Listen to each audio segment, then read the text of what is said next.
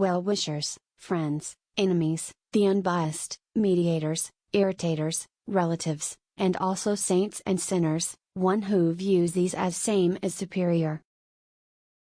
In this shloka, Shri Krishna speaks about how we should view people. He says that regardless of how other people are connected to this person, they could be friends, enemies and so on, he views them as alike. Now, having this kind of attitude towards people is far difficult than maintaining such an attitude with objects and situations. So for that reason, Shri Krishna calls such a person superior. There is diversity of individuals in this world, most of whom we do not deal with, but some of whom we do. By themselves, they are perfectly fine. But when we transact with them, we tend to categorize them through the lens of roles. A wide variety of such roles are provided here by Shri Krishna. A suhrida is well-wisher who does not expect anything in return from us, but is intent on doing actions that benefit us. Such people are rare. They do not keep a mental account of the good deeds that they have done, so that we can one day pay them back. A mitra is friend, someone who cares for us. If we call him at midnight and ask for help, he will be there to help us. There is no doubt in our minds about whether or not he will help us. Consequently, we have raga or desire towards that person. Anai is our enemy. For reasons that are justified or even unjustified, we think that such a person wants to trouble us without any reason. We have hatred towards this person.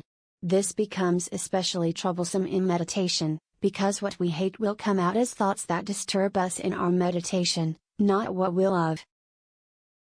Udaaseena literally means one who has lifted himself higher. He is indifferent and unbiased towards us and others. We have a neutral attitude towards such a person. A madhyastha is a mediator. If there are two sets of people, he cares for both parties that could either have something in common, or are even opposed to each other. Such people are known to arrange weddings between two families, or even resolve disputes.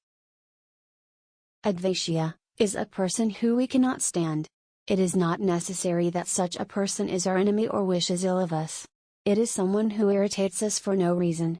Either we wants to pick a fight with us, or we want to pick a fight with them. A bandhushu is a relative. It is someone who, whether we like it or not, has a relationship with us due to a familial tie. In fact, this word is derived from the word bandhun, which means tie or knot. A saadhu is a totally pious and noble person, whom we have utmost respect for. The opposite of such a person is a papi or a sinner, one who has committed great crime. So therefore, Shri Krishna says that the person whose mental state remains same whenever he thinks of or encounters any of these types of people, he is superior. But to get to this stage first requires a more basic level of sameness when we perform actions. That can only be achieved through karma yoga.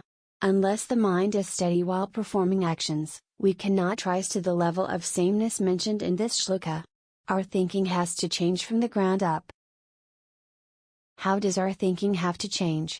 Our outlook towards people is usually in terms of gains and losses. We tend to evaluate people by the notion, what can they do for me? But one who has truly understood law of karma, will know that whatever is happening in their life, is nothing but a product of their actions. Another way of looking at people is, why does not he or she behave like I want? But that is like asking, why is fire hot or why is salt salty? People have inbuilt behavior that is hard to change. So, when someone upgrades himself to the karma yoga vision and submits all actions to Ishvara, he leaves all results to Ishvara also. He then begins to view the workings of world as Ishvara's plan. Regardless of whether he encounters a good or bad situation, person or object, he will say this is Ishvara's plan or this is nature working through its laws. Once he has taken himself out of the picture, there's no need to hold grudge against any one person, no room for complaint. It makes us become unperturbed and gradually, free of any worries caused by the world. This is how we develop the vision of sameness towards people.